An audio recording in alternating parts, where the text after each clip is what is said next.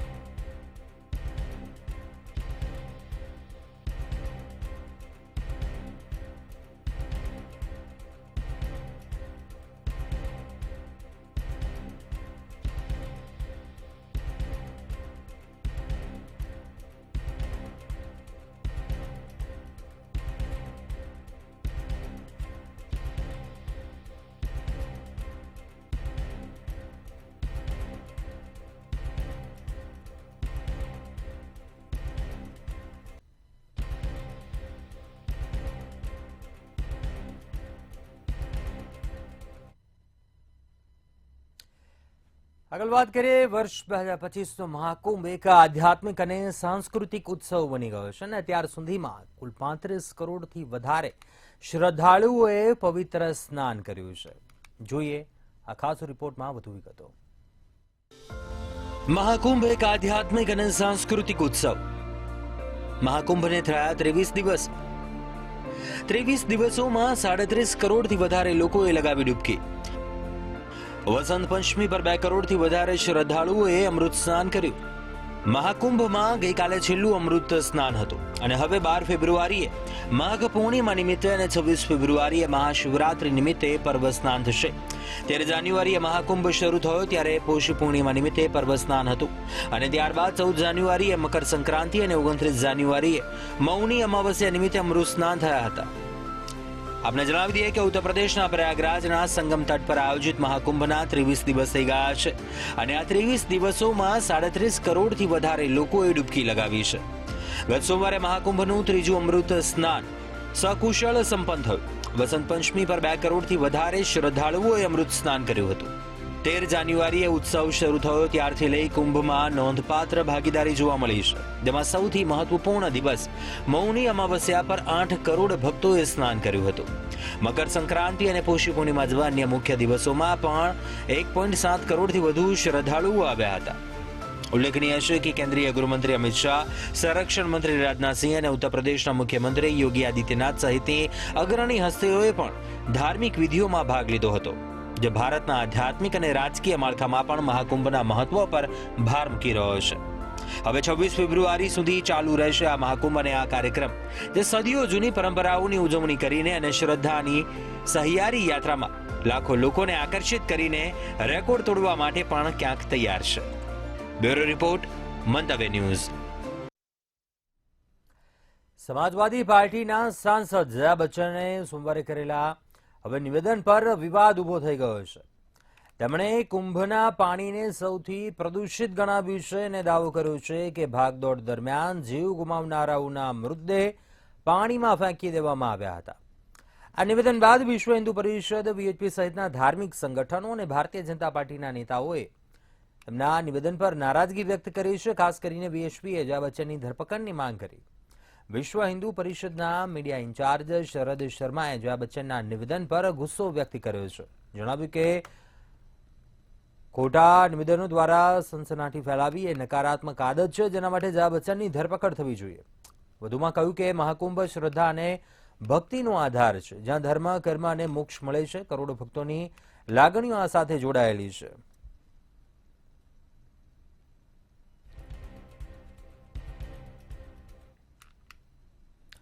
આગળ વાત કરીએ દિલ્હી વિધાનસભા ચૂંટણી, જ્યાં દિલ્હીના મુખ્યમંત્રી આતિશી અને રમેશ બિધુરીના ભત્રીજા સામે કાર્યવાહી કરવામાં આવી છે. પોલીસે બંને સામે એફઆઈઆર નોંધી છે અને બંને પર ચૂંટણી આચાર સંહિતાનું ઉલ્લંઘન કરવાનો આરોપ છે. દિલ્હી પોલીસે મુખ્યમંત્રી આતિશી અને રમેશ બિધુરીના પુત્ર વિરુદ્ધ એફઆઈઆર નોંધી છે. કાલકાજી વિધાનસભા મતવિસ્તારના ગોવિંદપુરી વિસ્તારમાં થયેલા હંગામાને લઈને આ કાર્યવાહી કરવામાં આવી છે.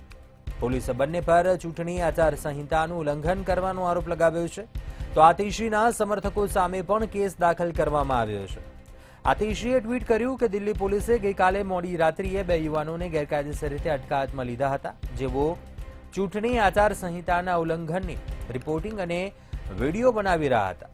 ઉલ્લંઘન કરનારાઓ સામે કોઈ કાર્યવાહી કરવામાં આવી ન હતી, પરંતુ ઉલ્લંઘન કરનારાઓ સામે કાર્યવાહી કરનારાઓ સામે પગલાં લેવામાં આવ્યા. જ્યારે અરવિંદ કેજરીવાલે પણ એક ટ્વીટમાં લખ્યું કે જ્યારે ચૂંટણી પંચે દિલ્હીના મુખ્યમંત્રી વિરુદ્ધ ખુલ્લેઆમ ગુંડાગીરી વિરુદ્ધ ફરિયાદ કરવા બદલ પોલીસ કેસ દાખલ કર્યો, તો આ દિલ્હી પોલીસ અને ચૂંટણી પંચનું સત્તાવાર વલણ છે.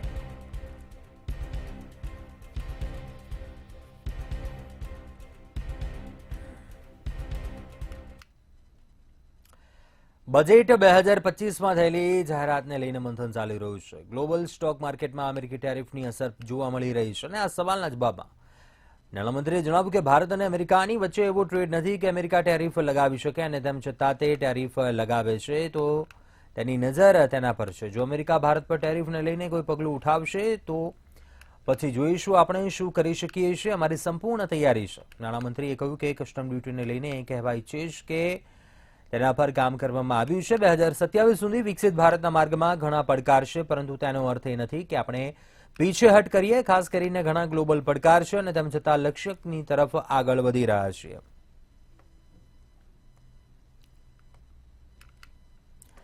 અમેરિકાના રાષ્ટ્રપતિ ડોનાલ્ડ ટ્રમ્પ દ્વારા ગેરકાયદેસર ઇમિગ્રન્ટ્સની સામે કાર્યવાહી કરવામાં આવી છે.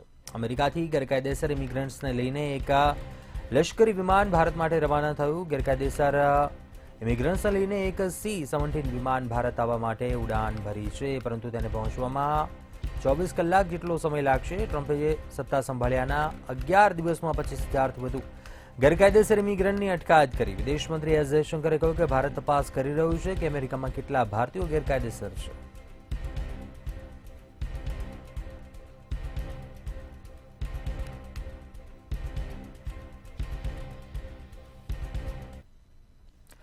તો રાષ્ટ્રપતિ પદના શપથ લીધા બાદથી જ ડોનાલ્ડ ટ્રમ્પ અમેરિકામાં ગેરકાયદેસર રીતે રહેતા ઇમિગ્રન્ટ્સની પ્રત્યે કડક વલણ અપનાવી રહ્યા છે. તેમની સરકાર સતત ગેરકાયદેસર ઇમિગ્રન્ટ્સની ઓળખ કરી રહી છે અને તેમને પાછા મોકલી રહી છે. એવું કહેવામાં આવી રહ્યું છે કે અમેરિકામાં ગેરકાયદેસર રીતે રહેતા 205 ઇમિગ્રન્ટ્સનું એક જૂથ અમેરિકન સૈન્ય વિમાન દ્વારા ભારત લાવવામાં આવી રહ્યું છે. જોઈએ આ ખાસ રિપોર્ટમાં વધુ વિગતો. અમેરિકન ઇતિહાસનો સૌથી મોટો દેશ નિકાલ, ગેરકાયદેસર ઇમિગ્રન્ટ સામે ટ્રમ્પની કાર્યવાહી. ટ્રમ્પની કાર્યવાહીથી રડાર હવે ભારતીયો સુધી પહોંચી. યુએસ એરફોર્સનું વિમાન 205 ભારતીયોને લઈને રવાના થયું. ટ્રમ્પની કડકાઈ ચાલુ રહી તો 18,000 ભારતીયોનો દેશ નિકાલ.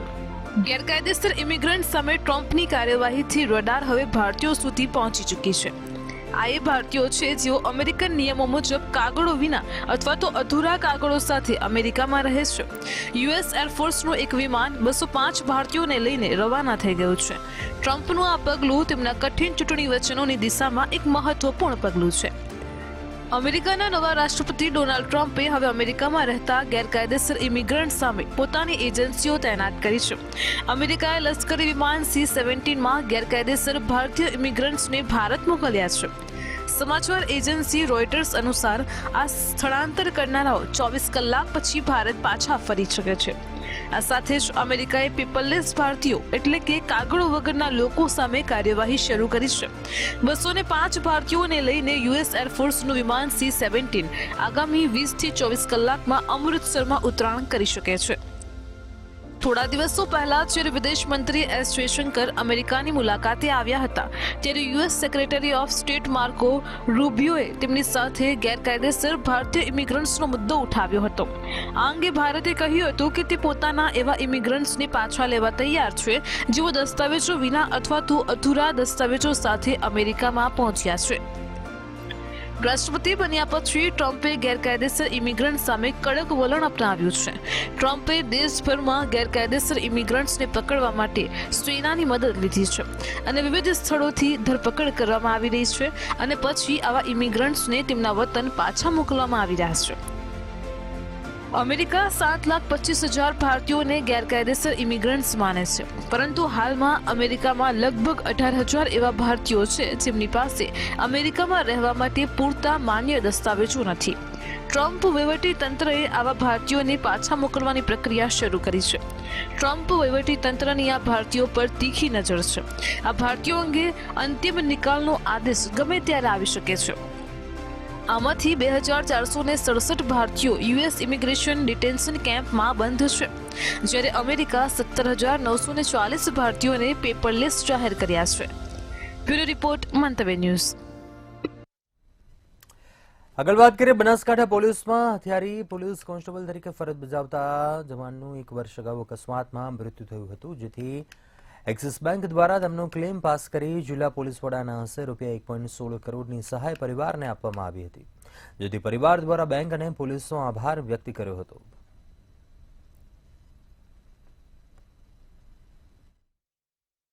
ગત વર્ષે 13/3/2024ના રોજ અમારા ભાઈ દલપતસિંહ જે પોલીસ ડિપાર્ટમેન્ટમાં સર્વિસ કરતા હતા તેમનું માર્ગ અકસ્માતમાં મૃત્યુ થયેલ. તે સંદર્ભે તેમના જે ખાતાકીય લાભો તો ડીએસપી સાહેબના માર્ગદર્શન હેઠળ અમને ઝડપી મળી જ ગયા હતા અને બેંકનો જે સેલરી એકાઉન્ટનો જે ક્લેમ હતો એ બેંકે અમને બહુ જ મદદ કરી. પોલીસ ડિપાર્ટમેન્ટ સાથે આ સેલરી એકાઉન્ટ સાથે જે એક્સિડેન્ટલ ડેથ ઇન્સ્યોરન્સ છે, તો અમે લોકોએ એમને કંઈ પણ પરિવારને અમને ખબર હતી કે પરિવારને આટલી બધી તકલીફ છે, તો અમે લોકોએ સામેથી જઈને પરિવારને મળીને એમની જે પણ ફોર્મેલિટીઝ કરવાની હતી અમે ત્યાં ઘરે જઈને વિધાઉટ એની એ લોકોને કંઈ ધક્કા ખાવા પડે બ્રાન્ચમાં બેંકમાં કે પછી કોઈ ઇન્સ્યોરન્સ કંપનીમાં અમે લોકો ત્યાં ઘરે જઈને એમને બધી સગવડ પાડી અને એ લોકોને જે 1,16,00,000નું જે ઇન્સ્યોરન્સ કવરેજ હતું એમને આજે એસપી સાહેબના હસ્તે એમને અપાયું. પરિવારના એક અમારા હથિયારી પોલીસ કોન્સ્ટેબલ કે જેમનું મૃત્યુ ગયા વર્ષે થયું હતું રોડ અકસ્માતમાં, તેને આજે એક્સિસ બેંકની દ્વારા આજે 1,16,00,000 રૂપિયાની સહાય રકમ ચૂકવવામાં આવી છે. આ પ્રસંગે એમનો પરિવાર પણ હાજર છે અને અમે લોકો આજે 1,16,00,000 રૂપિયાની રકમ એમને ચૂકવી છે.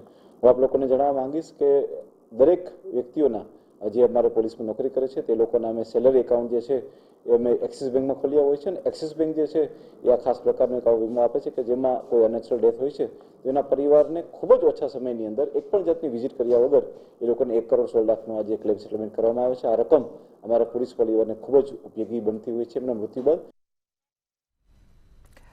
વિશ્વભરમાં વર્લ્ડ કેન્સર ડે મનાવવામાં આવે છે, ત્યારે ગીર સોમનાથમાં વર્લ્ડ કેન્સર ડે નિમિત્તે લોકોમાં જાગૃતિ લાવવા પ્રયાસ કરવામાં આવ્યો છે. વિશ્વ કેન્સર દિવસે 13 કેન્સર વોરિયરે દ્વારકાથી સોમનાથ હોળી અંકારી સોમનાથ મહાદેવની ધ્વજા પૂજા કરી હતી. મનોબળ અને મહાદેવ બંને પર વિશ્વાસ રાખવાના સંદેશ સાથે કેન્સર સામે લડતા લોકોને પ્રોત્સાહન આપવા અનોખું અભિયાન યોજાયું. આ કાર્યક્રમ શ્રી સોમનાથ ટ્રસ્ટ દ્વારા કેન્સર યોદ્ધાઓ માટે રાખવામાં આવ્યો હતો.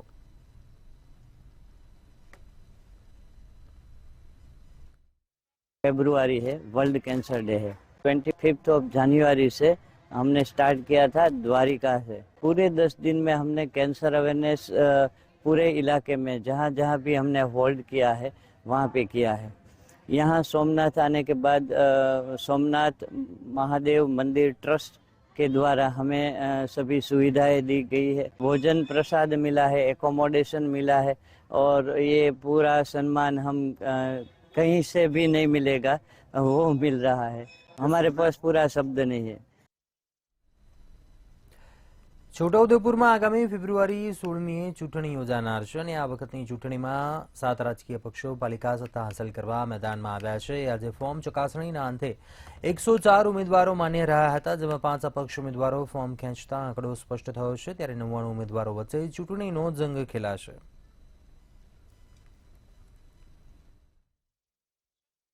છોટાઉદેપુર નગરપાલિકા સામાન્ય ચૂંટણી 2025 અન્વયે ગઈકાલે ફોર્મ ચકાસણીના અંતે કુલ 104 ફોર્મ માન્ય રહ્યા હતા. એમાંથી આજે ઉમેદવારી પરત ખેંચવાનો દિવસ હતો. ઉમેદવારી પરત ખેંચવાના છેલ્લા સમય સુધીમાં 5 ઉમેદવારી પત્રો પરત ખેંચાયા છે. એટલે હવે કુલ 99 ઉમેદવારી પત્રો અને એ ઉમેદવારો ચૂંટણી લડશે.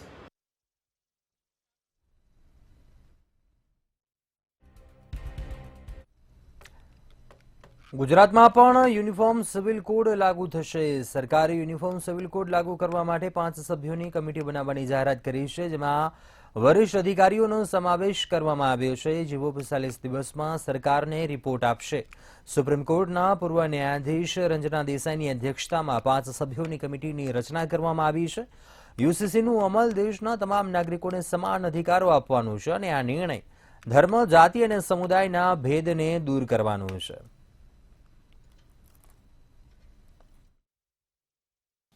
ગુજરાતમાં કોમન સિવિલ કોડની આવશ્યકતા ચકાસવા અને કાયદા માટેનો મુસદ્દો તૈયાર કરવા સુપ્રીમ કોર્ટના નિવૃત્ત ન્યાયાધીશ શ્રીમતી રંજના દેસાઈની અધ્યક્ષતામાં એક કમિટીની રચના કરવાનો મહત્વપૂર્ણ નિર્ણય કર્યો છે. 5 સભ્યોની આ સમિતિમાં अन्य सभ्य तरीके निवृत्त वरिष्ठ आईएएस अधिकारी Shri CL Meena, advocate Shri RC Kodekar, भूतपूर्व वाइस चांसेलर श्री दक्षेश ठाकर અને સામાજિક કાર્યકર સુશ્રી ગીતાબેન શ્રોફનો સમાવેશ કરવામાં આવ્યો છે. આ કમિટી તમામ પાસાઓનો સુગ્રથિત અભ્યાસ કરીને પોતાનો રિપોર્ટ 45 दिवस में राज्य सरकार ने आपसे आज गुजरात सरकार द्वारा यूसीसी कानून के लिए एक कमेटी की रचना की है, जिसकी अध्यक्षता सुप्रीम कोर्ट के एक्स जस्टिस श्रीमती रंजनाबेन देसाई की ओर से की जाएगी। निवृत्त senior IAS Shri CL Meena ji उसके सभ्य होंगे। एडवोकेट श्री आरसी कोडेकर जी, पूर्व वाइस चांसलर श्री दक्षेश ठाकर जी और सामाजिक कार्यकर्ता श्री गीताबेन श्रॉफ भी ये कमेटी में शामिल होगी। ये कमेटी को मुख्यमंत्री जी ने निर्देश किया है कि आने वाले 45 दिन में इसकी डिटेल्ड रिसर्च करके सरकार को रिपोर्ट पेश किया जाए। ગૃહ રાજ્યમંત્રી હર્ષ સંઘવીએ મંત્રી ન્યૂઝ સાથે ખાસ વાતચીત કરી હતી। તેમણે જણાવ્યું કે યુસીસી માટે આજે કમિટીની સરકારે જાહેરાત કરી છે અને આદિવાસીઓના કાયદાના રક્ષણ સાથે યુસીસી રાજ્યમાં લાગુ થશે। આ સાથે જણાવ્યું કે રાજ્યના નાગરિકોના સમાન હક માટે કાયદો લાગુ થશે।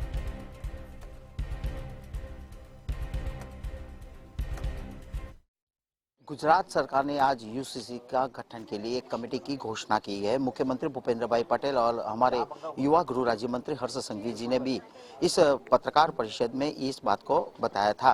आज हमारे बीच गृह राज्य मंत्री हर्ष संघवी जी है, वो यूसीसी के ये जो आने वाला है उसके बारे में आपको बताएंगे। सर, ये यूसीसी कायदे के लिए जो कमेटी का गठन कर दिया गया है उसमें क्या डिटेल्स है? यूसीसी ये संविधान की भावना है जो कि समरसता एवं समानता स्थापित करेगा। गुजरात के प्रत्येक नागरिकों को एक समान हक मिले, उसके लिए गुजरात के मुख्यमंत्री श्री भूपेंद्र भाई पटेल जी द्वारा एक बहुत ही महत्वपूर्ण निर्णय लिया गया है। यूसीसी के डिटेल रिसर्च एवं स्टडी के लिए एक समिति की रचना की है, जिसकी अध्यक्षता सुप्रीम कोर्ट के एक्स जस्टिस श्रीमती रंजनाबेन देसाई और उनके साथ 4 और कमेटी मेंबर्स उसमें शामिल किए गए हैं। खासतौर पे मुख्यमंत्री जी ने समिति से ये अपेक्षा रखी है कि आने वाले 45 दिनों में वो डिटेल्ड एवं रिसर्च रिपोर्ट सरकार को पेश करें। आभार। सर, अंतिम सवाल, आदिवासी समुदाय के लिए हमने क्या सोचा? देखिए, उत्तराखंड भारतीय जनता पार्टी सरकार द्वारा एक बहुत ही श्रेष्ठ उदाहरण हम सबके सामने पेश किया है। आदिवासी समाज की रीति रिवाज और कानूनों को संरक्षित करते हुए यूसीसी कानून को लागू किया है। आदिवासी समाज के सभी कानूनों को जरूर से सुरक्षित रखा जाएगा। आदिवासी समाज के जो कानून है उसको सुरक्षित रखते हुए ये यूसीसी का नियम गुजरात में लागू किया जाएगा, ऐसा गृह राज्य मंत्री हर्ष संघवी ने बताया। अब देखते हैं कि इसके समीक्षा के बाद किस तरह से ये जो कायदा है वो जो अनुकरण किस तरह से होगा। कैमरामैन विनोद राठौड़ के साथ उज्जवल व्यास, मंत्री न्यूज़, गांधीनगर। અમદાવાદ યુસીસી મુદ્દે કોંગ્રેસ પ્રવક્તા મનીષ દોશીએ પ્રતિક્રિયા આપી કહ્યું કે દેશમાં વધતી જતી મોંઘવારી, જ્યારે ભાજપની ખેડૂત વિરોધી નીતિ અને ચારે તરફથી ઘેરાયેલી સરકાર ભ્રષ્ટાચારમાં સરકાર ગળાડૂબ છે, ત્યારે યુસીસીની જાહેરાત સરકારની નિષ્ફળતા છુપાવવા માટે ગુજરાતના નાગરિકોનું ધ્યાન ભટકાવવામાં આવી રહ્યું છે। સરકારની નિયત સાફ હોય તો મુખ્યમંત્રી અને ગૃહમંત્રી ખુલ્લા મંચ પર ચર્ચા કરે।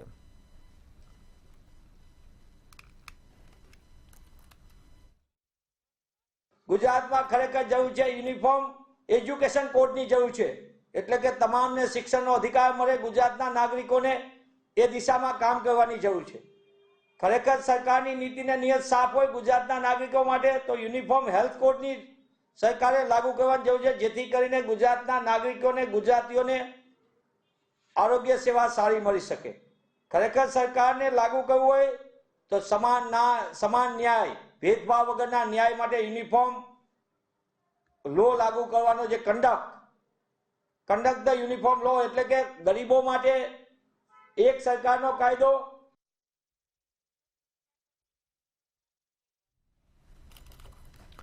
જૂનાગઢ મહાનગરપાલિકાની આગામી 16 ફેબ્રુઆરીએ ચૂંટણી પહેલા જ ભાજપના ઉમેદવારોની જીત નિશ્ચિત થઈ રહી છે। આજે વોર્ડ નંબર 2ના ઉમેદવાર લીલાબેન ભીમા બિનહરીફ જાહેર થયા છે, જ્યારે કોંગ્રેસના ઉમેદવાર સીમાબેન ધડુક અને આમ આદમી પાર્ટીના ઉમેદવારો કાંતાબેન બોરીજા તથા પ્રેમલબેન કટારાએ પોતાના ફોર્મ પરત ખેંચી લેતા આ પરિણામ આવ્યું। ગઈકાલે વોર્ડ નંબર 3 અને 14ની 2 પેનલના કુલ 8 ઉમેદવારો પણ બિનહરીફ જાહેર થયા। ભાજપના કુલ 9 ઉમેદવારો બિનહરીફ જાહેર થતા પાર્ટીમાં ખુશીનો માહોલ છે।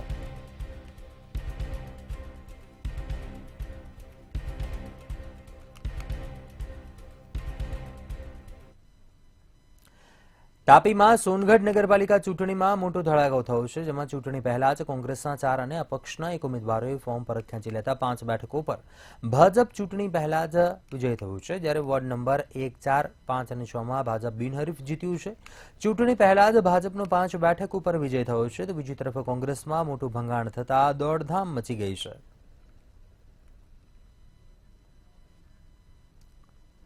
અત્યારે હાલ બુલેટિનમાં બસ આટલું. વધુ સમાચાર માટે આપ જોતા રહો મંતવ્ય ન્યૂઝ. નમસ્કાર.